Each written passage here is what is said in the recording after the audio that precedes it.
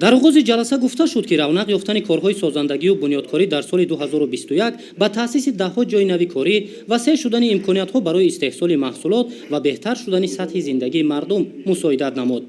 бо таваҷҷӯҳи хосаи асосгузори сулҳу ваҳдати миллӣ, пешвои миллат, президенти ҷумҳурии Тоҷикистон муҳтарам Эмомалӣ Раҳмон дар вилояти Хатлон дар доираи таҷлили ҷашни 30-солагии истиқлоли давлатии ҷумҳурии Тоҷикистон дар 3 соли охир 8256 иншоот ба истифода дода шудааст, ки иҷрои нақша 107.7%-ро ташкил медиҳад.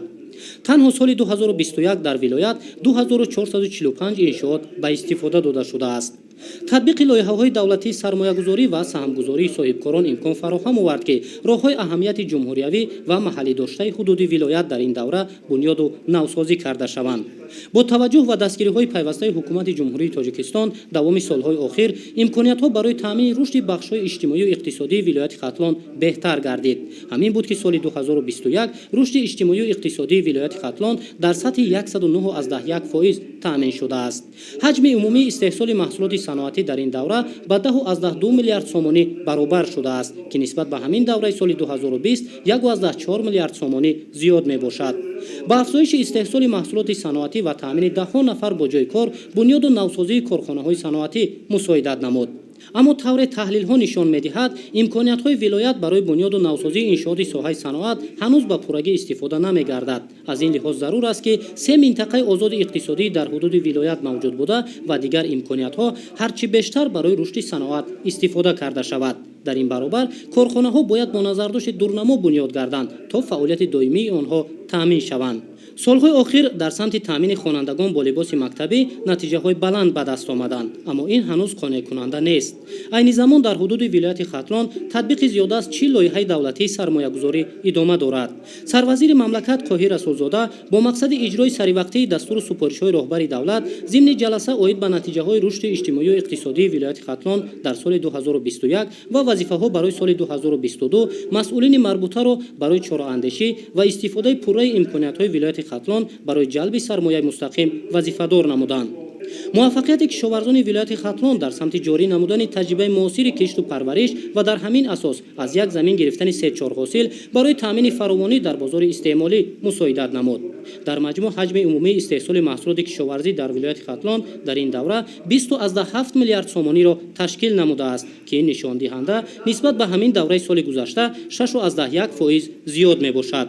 соли гузашта аз вилояти Хатлон ба дигар давлатҳо 117.4 ҳазор тонна маҳсулоти кишоварзӣ содирот карда шудааст, ки аз нақша 22.4 ҳазор тонна зиёд мебошад. дар ин баробар масъулини марбута барои дар заминаи татбиқи имтиёзҳои андозию гумрукӣ ва истифодаи пурраи имкониятҳои табиии вилояти Хатлон барои равнақ додани паррандапарварию моҳипарварӣ вазифадор карда шуданд. барои баланд бардоштани ҳосил ва самаранокии пахтапарварӣ масъулини марбутаро зарур аст ки кишту парвариши ин растаниро бо назардошти шароити тағйирёбии иқлим ва риояи бечунучарои агротехникаи кишту парвариш бояд ба роҳ монанд. тавассути беҳтар намудани ҳолати мелиоративӣ ва ба гардиши кишоварзӣ даровардани заминҳои бекорхобида имкон фароҳам мегардад, ки дар вилоят майдони кишти зироат ва истеҳсоли маҳсулоти ғизоӣ боз ҳам зиёд гардонида шавад. вусъат ёфтани бунёди иншооти соҳаи маорифу тандурустӣ барои дар шароити замонавӣ ҳарчи бештар ба таҳсил фаро гирифтани наврасон ва беҳтар шудани хизматрасониҳо дар соҳаи тандурустӣ мусоидат намуд. иҷрои барномаҳои давлатӣ дар ин самт дар шаҳру ноҳияҳои Норак, Шамсиддин Шоҳин, Балҷувон, Хуросон, ҷайҳун ва абдураҳмони ҷомӣ беҳбудӣ мехоҳад. таъкид гардид, ки барномаҳои давлатӣ бояд бо назардошти имкониятҳои мавҷуда дар асоси омӯзиш ва таҳлилҳои дақиқ қабул карда шавад то иҷроиши он таъмин гардад. дар маҷмӯъ рушди иҷтимоию иқтисодии вилояти Хатлон дар соли 2021 имкон фароҳам овард, ки истеҳсоли маҳсулот зиёд, шароити хизматрасониҳо дар самтҳои гуногун беҳтар, садҳо нафар бо ҷойи кор таъмин ва барои рушди бештари иқтисодиёти вилоят заминагузорӣ карда шавад.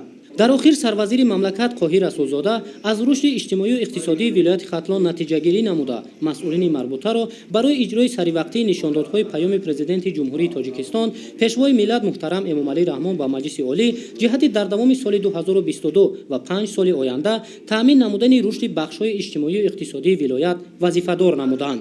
ҳамзамон дар ҳамин рӯз ғолибони ҷойҳои якум, дуюм ва сеюми даври вилоятии озмуни кӯча, маҳалла, деҳа, ҷамоати шаҳраки беҳтарин ва оилаи беҳтарин, ки дар доираи солҳои рушди деҳот, сайёҳӣ ва ҳунарҳои мардумӣ дар вилояти Хатлон эълон шуда буд, ҳавасманд гардонида шуданд.